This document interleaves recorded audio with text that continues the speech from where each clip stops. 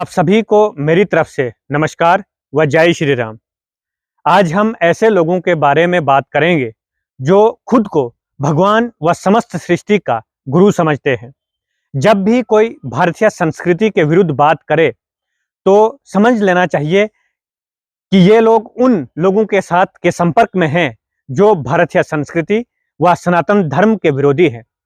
क्योंकि हमें यह विदित होना चाहिए कि समय समय पर भारतीय संस्कृति व सनातन धर्म को नष्ट करने के लिए विदेशी ताकतों ने षड्यंत्र किए हैं। वर्तमान समय में भी कुछ लोग इस प्रकार का प्रचार कर रहे हैं जिससे हमारी रीति रिवाज व सनातन संस्कृति के अनुसार विवाह हो, मृत्यु के कर्म हो, यहाँ तक के वो लोग मंदिर जाना, मंदिर में प्रसाद ग्रहण करने से भी मना करते हैं। सनातन धर्म के अनुसार जीवन जीने वाले और समस्त मानव जाति को संदेश देने वाले अवतारी पुरुषों को व संत महात्माओं को का भी अपमान करते हैं एवं उनका विरोध करते हैं। ऐसे लोगों से हम सबको बचना चाहिए, क्योंकि ये लोग विदेशी शक्तियों के साथ व विदेशी संस्थाओं के साथ जुड़े हुए हैं।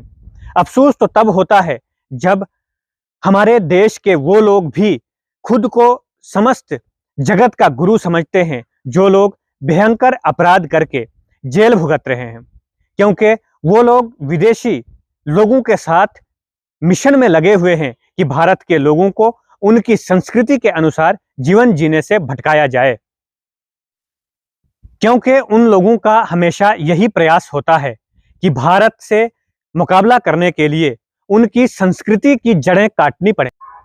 लॉर्ड मैकाले का वो कथन हमें याद होना चाहिए जिसने कहा था कि भारतीयों में हीन भावना भर दो, उन्हें विश्वास दिला दो कि उनकी संस्कृति पिछड़ी हुई है, क्योंकि भारतीयों को अपनी संस्कृति पर भरोसा है।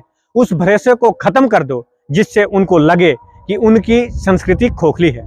आज भी ऐसे लोग भारत में हैं जो भारत की संस्कृति और सनातन धर्म की परंपराओं को समाप्त करने का प्रयास कर रहे हैं। हमारे बीच में भी कुछ ऐसे लोग हैं जो भगवान श्री कृष्ण, भगवान श्री राम जैसे महान अवतारी पुरुषों का भी तुच्छ समझते हैं, क्योंकि विदेशी षड्यंत्रों से जुड़ी संस्थाएं इस मिशन में हैं कि भारत के लोग भगवान श्री कृष्ण व भगवान श्री राम जी के जैसे आदर्शों के अनुसार जीवन ना जिए, वे लोग हमारे आदर्शों के अनुसार जीवन जिए। ऐसे लोग मंदिर जाने से दूसरों को भी मना करते हैं और खुद भी मंदिर नहीं जाते, अथवा मंदिर निर्माण के लिए दान भी नहीं देते हैं, यहाँ तक कि मंदिर में बना प्रसाद भी ग्रहण नहीं करते हैं। उनका मिशन यह है कि भारत में मंदिर का निर्माण ना हो, क्योंकि मंदिर वो स्थान है जहाँ से सनातन धर्म का प्रचार होता है, जहाँ से लोगों को सनातन धर्म की शिक्षा मिलती है। मंदिर वो स्थान है जहाँ से मानव जाति को धर्म, अधर्म, नीति व अनीति का ज्ञान होता है। विदेशी शक्तियाँ इस मिशन में है कि भारत में मंदिर का निर्माण ना हो, है कि भारत के लोगों को मंदिर बनाने व मंदिर में जाने से रोका जाए। उनके साथ हमारे देश के कुछ बाबा भी भोले भाले लोगों को अपने साथ उस मिशन में मिलाकर रखे हुए हैं। विदेशी मिशन चलाने वाले बाबा ने अपने शिष्यों को यहाँ तक बता दिया है कि मेरे सिवा इस जगत में दूसरा कोई संत नहीं है। वो महर्षि वशिष्ठ, महर्षि अगस्त, गोस्वामी तुलसीदास जी, महर्षि मेही जी, स्वामी विवेकानंद जी, राधा स्वामी जी, बुद्ध जैसे महर्षियों को भी वो तुच्छ समझते हैं, जिन्होंने भारतीय ऋषि परंपरा से महान ज्ञान प्राप्त करके अस्तो मां सद्गम्या, तमसो मां ज्योतिर्गम्या, मृत्यु मां अमृतगम्या का संदेश दिया। परंतु विदेशी मिशन चलाने वाले बाबा अपने शिष्यों को प्रतिबंध लगा देते हैं कि तुम्हें मेरे सिवा किसी दूसरे सत्संग में नहीं जाना है, क्योंकि उसको ये पता है कि यदि मेरे शिष्य किसी दूसरे सत्संग में गए तो उनको जो ऋषियों का ज्ञान है उसका सच उनके सामने आ जाएगा, जिससे उस बाबा का जो मिशन है वह उस बाबा ने जो धंधा चलाया है वो समाप्त हो जाएगा।